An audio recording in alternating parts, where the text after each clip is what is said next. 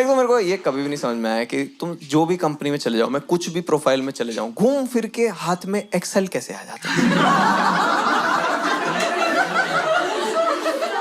ये क्या जादू है? इस जादू को समझने के लिए हमें समझना पड़ेगा कि एक्सेल है क्या चीज जिसकी मदद से कोई सा भी डाटा सेट तुम्हारे साथ बात करने क्यों लग जाता है। मतलब लिटरली अभी के टाइम पे इतना ज्यादा बढ़िया बढ़िया फीचर आ गया है कि एक्सेल का डाटा सेट तुम्हारे साथ बात करेगा और नंबर को नाचने पे मजबूर कर देगा एक्सेल। और ये सारी चीजें आपको सीखने के लिए पहले तो आपको बेसिक एक्सेल क्लियर होना पड़ेगा। मतलब समझ लो कि एक्सेल है क्या। पहले तो ये समझ लो कि माइक्रोसॉफ्ट कॉर्पोरेशन के द्वारा बनाया गया एक स्प्रेडशीट प्रोग्राम है एक्सेल। और एक्सेल का जो फाउंडर है, एक्सेल का नहीं, माइक्रोसॉफ्ट कॉर्पोरेशन का जो फाउंडर है वो है ये। One chai, please. तो हम आ जाते हैं अपने डेस्कटॉप के स्क्रीन के ऊपर। ठीक है, तो जैसे ही हम एक्सेल ओपन करते हैं हमें कुछ इस तरीके का इंटरफेस देखने को मिलता है। पहले तो हमें समझ लेना है कि इस इंटरफेस में हमें क्या देखने को मिलता है। लिटरली बहुत सारे ऐसे लोग हैं जो डे टू डे लाइफ में एक्सेल को यूज करते हैं, पर उसका जो बेसिक चीजें हैं, कौन से एरिया को क्या कहा जाता है, उनको पता ही नहीं है। उनको पूछा जाए तो वो बोल नहीं सकते। तो इस एक्सेलेंट एडवेंचर में हम सबसे पहले ये जो बेसिक सारा चीजें हैं इसको ही हम क्लियर कर लेंगे। कौन से एरिया को क्या कहा जाता है ये हम सीखेंगे। जैसे मान लो हम पहले क्या देख पा रहे हैं, जब एक्सेल को ओपन किए हैं तो पहले कुछ फाइल लिखा हुआ आ रहा है। फाइल पे जाएंगे तो यहाँ पे सेव ऑप्शन, कुछ ऑप्शंस पे हम बाद में आते हैं, जैसे फाइल हो गया, होम आ गया, इंसर्ट आ गया। जैसे जैसे ही हम एक दूसरे पे क्लिक कर रहे हैं कुछ ऑप्शंस चेंज हो रहा है। मतलब होम पे जो सारा ऑप्शन हमें दिख रहा है, जैसे ही हम इंसर्ट पे क्लिक किए तो ऑप्शन चेंज हो गया, फिर ड्रॉ हो गया, पेज लेआउट पे क्लिक किए फिर ऑप्शन चेंज हो गया। इतना करके फॉर्मूला, डाटा, ये सारा जो चीजें हैं इसको क्या कहा जाता है? लाइक होम, इंसर्ट, ये सारे जो चीजें आप देख पा रहे हैं इसको कहा जाता है टैब्स। ये सारे एक एक टैब्स हैं, like home tab, insert tab, dot tab, ये सारे चीजें हैं टैब्स। पर आपको जब भी एक्सेल पे आप ओपन करोगे तो आपको ये हेल्प तक का टैब आपको मिलेगा। और एक जो आप चीजें देख पा रहे होंगे एआई एडिट फॉर्मूला एडिटर करके, ये जो टैब है ये आपको इनिशियली देखने को नहीं मिलेगा क्योंकि ये माइक्रोसॉफ्ट एक्सेल पे नहीं आता। इसको अलग तरीके से एड इन किया जाता है। इसको भी अगर आप देखना चाहो तो इसके ऊपर मैं एक वीडियो बनाऊंगा जिसका लिंक मैं डिस्क्रिप्शन में डाल दूंगा। ठीक है, तो हम आ जाते हैं बेसिक चीजों के ऊपर, जैसे like home tab, insert tab हो गया। टैब्स आपने समझ लिया कि टैब्स क्या होते हैं। फिर टैब्स के अंदर हमें जो ऑप्शंस दिख रहा होगा, मतलब होम टैब हो गया, उसके अंदर जो ऑप्शंस दिख रहा होगा इसको क्या कहते हैं? लाइक ये जो एरिया है जिसपे आप सिर्फ ऑप्शन देख सकते हो, ये जो सारा एरिया है इसको कहा जाता है रिबन। इसको क्या कहा जाता है? रिबन। और रिबन में होता है सारा ऑप्शंस। ये जो सारा चीजें हम देख पा रहे हैं, लाइक होम टैब में आ गया, यहाँ से हम क्या क्या देख पा रहे हैं कि कंडीशनल फॉर्मेटिंग हो गया, टेबल फॉर्मेट हो गया, इंसर्ट सेल हो गया।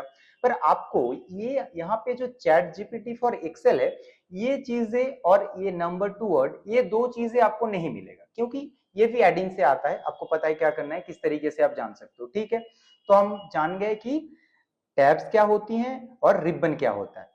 ठीक रिबन के नीचे ही मान लो यहाँ पे फॉर्मूला बार है हमारे पास। यहाँ पे देख सकते हो कि यहाँ पे अगर हम कर्सर छोड़ दें फिर भी हमको दिखता है कि फॉर्मूला बार।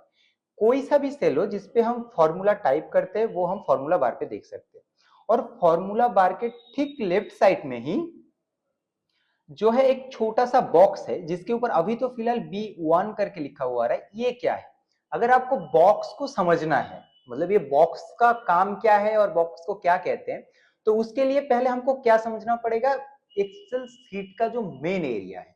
अभी मेन एरिया मतलब ये जो मेन एरिया है इस पे क्या होता है, आपको कुछ A B C D इस तरीके का कुछ दिख रहा होगा। ये जो ए है, बी है, जिसपे मैं क्लिक करते पूरा सिलेक्ट हो जाता है। ऐसे ही वर्टिकली जो सिलेक्ट हो जाता है इसको कहा जाता है कलम। मतलब A B C D करके जितना सारा है इनका नाम है कलम।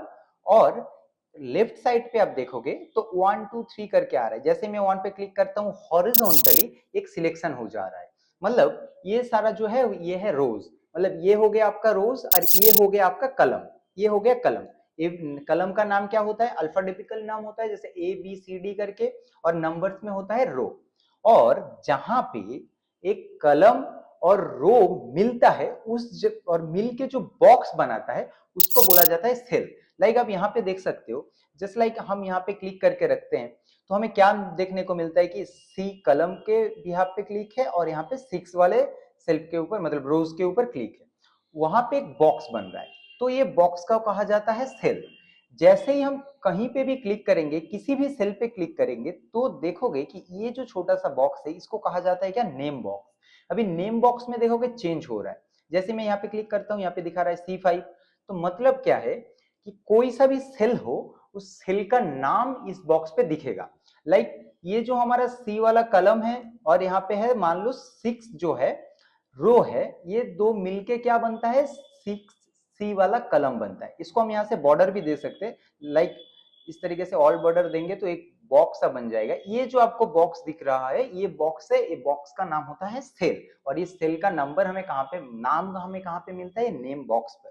तो आप समझ गए कि कलम क्या होता है, रोज क्या होता है और सेल क्या होता है। ठीक है, तो अभी जो मोस्ट इंपॉर्टेंट सवाल आपके दिमाग में आ रहा होगा या फिर आपसे पूछा जा सकता है इन फ्यूचर, अगर आप एक्सेल सीख रहे हो तो बेसिक सी चीजें हैं, कुछ सवाल होंगे जो आपसे पूछा जाएगा, वो डे टू डे लाइफ में भी हो सकता है और इंटरव्यू के लिए भी हो सकता है। तो आपको ये सवाल जानना बहुत ही जरूरी है।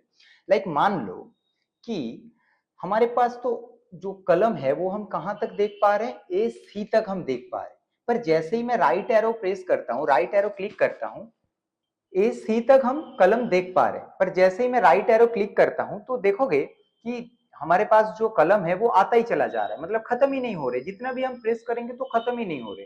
फिर आप देख पा रहे होगे कि रो हमें 36 तक दिख रहा होगा, पर जैसे हम डाउन एरो से नीचे नीचे जाना चाह रहे हैं तो वैसे ही नंबर बढ़ता चला जा रहा है, मतलब 100, 150 हो गया, फिर 200 तक भी हम चले जाएंगे। तो इसका खत्म कहाँ होता है, मतलब एक्चुअल में एक्सेल में कितना सारा रोज होता है और कितना कलम होता है, ये हम कैसे पता लगाए, ये सवाल आपसे जरूर पूछा जा सकता है। तो आइए देखते हैं कि किस तरीके से हम पता लगा सकते हैं। पहले तो समझ लेते हैं कि हम पहले वाले सेल पे आ जाते हैं। ये हो गया हमारा A1 सेल, मतलब सबसे पहला वाला सेल। तो अभी मान लो हमें पता लगाना है कि कितने तक रो होता है, मतलब ये सारा जो नंबर है कहाँ पे जाके खत्म होता है।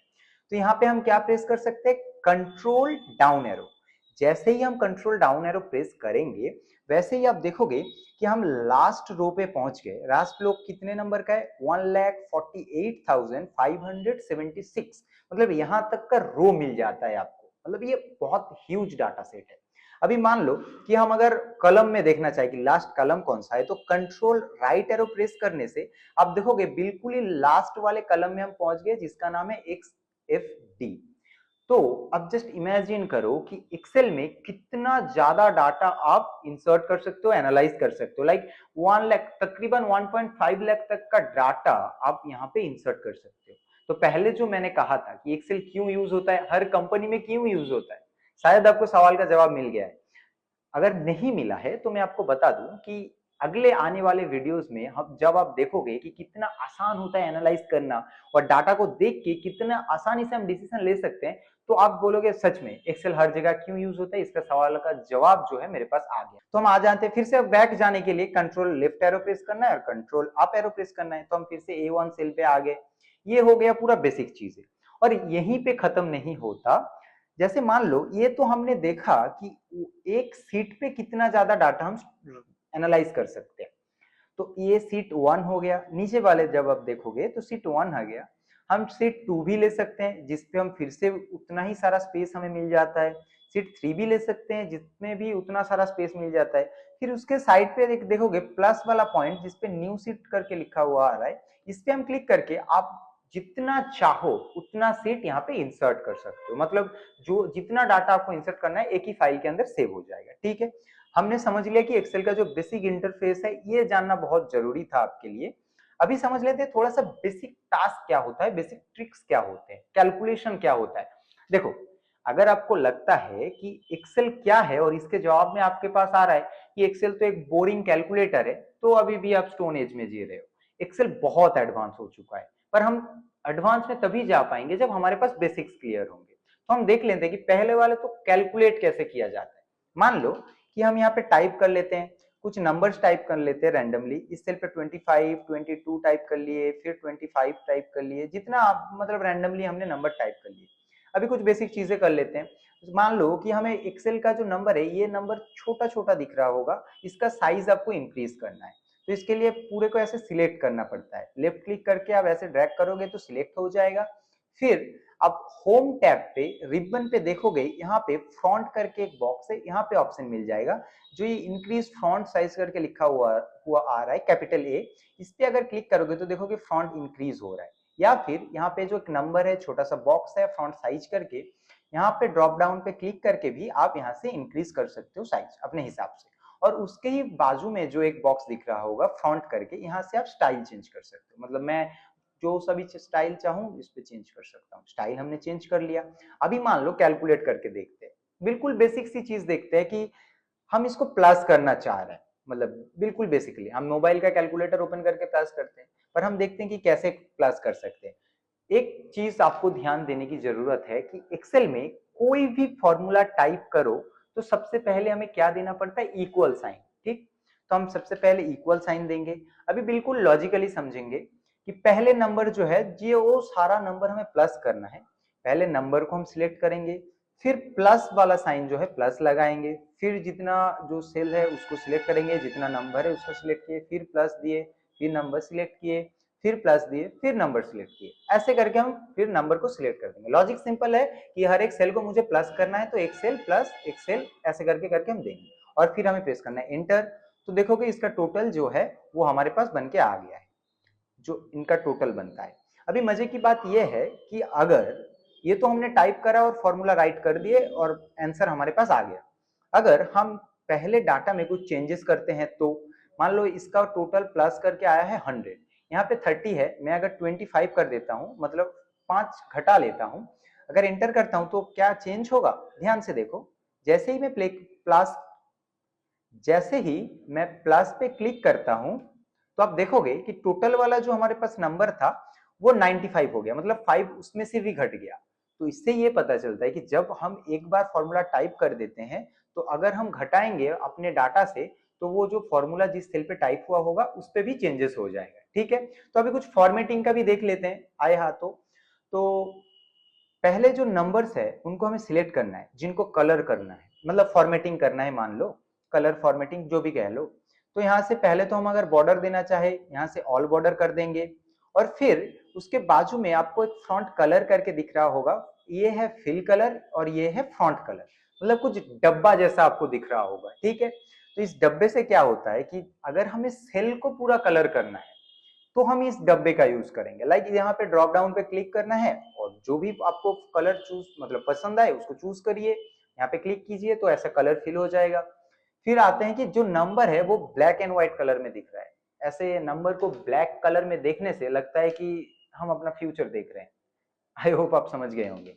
ठीक है, तो हम अगर नंबर का कलर चेंज करना चाहे तो उसके लिए फिर ठीक डब्बे के साइड में ही आपको दिख रहा होगा एक कैपिटल ए है और उसके नीचे कुछ कलर दिया हुआ है जिसका नाम है फॉन्ट कलर।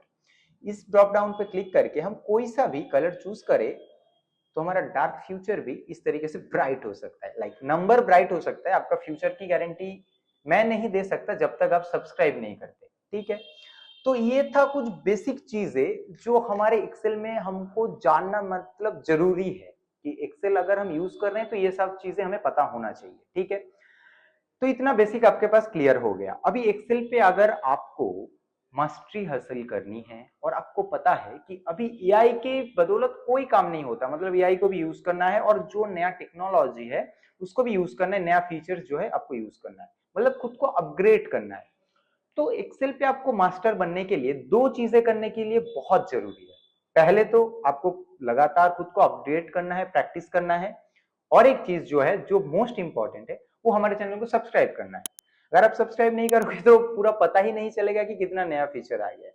तो ठीक है, यही था आज का वीडियो बेसिक के ऊपर। अगले पे मिलते हैं जहां पे और भी आपका जो स्किल है, आपका जो नॉलेज है उसको हम बढ़ाएंगे, एक ही साथ हम सीखेंगे। तो मिलते हैं किसी और वीडियो में।